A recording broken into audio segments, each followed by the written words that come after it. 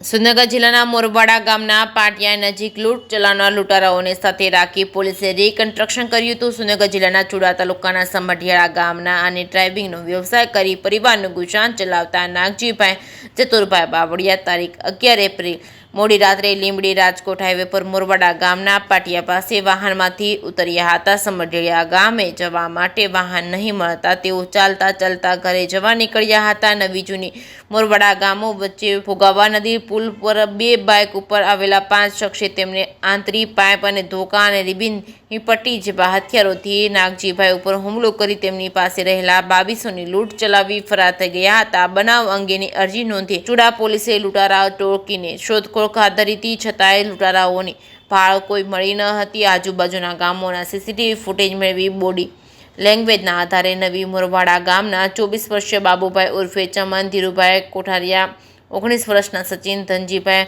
માતરાણીયા તેમજ 21 વર્ષના અમિત મનસુખભાઈ માતરાણીયા, 19 વર્ષીય સચિન ધર્મેન્દ્રભાઈ ગોવિંદિયાની અટક કરવામાં આવી હતી. ડીવાયએસપી VM બારી અને ટીમ આરોપીઓની પોલીસની ભાષામાં સરભરા કરતા 4 શખ્સે ગુનો કબૂલી લીધો હતો અને શનિવારે 4 આરોપી સાથે રાખીને ઘટનાનું રીકન્સ્ટ્રક્શન કરવામાં આવ્યું હતું. આ અંગે ડીવાયએસપી વિશાલ રબારીએ જણાવ્યું હતું કે અગાઉ પણ આ ટોળકીએ અમુક લોકોને નિશાન બનાવ્યા છે અને હજુ આ લૂંટારાઓ ટોળકીનો એક શખ્સ ફરાર છે.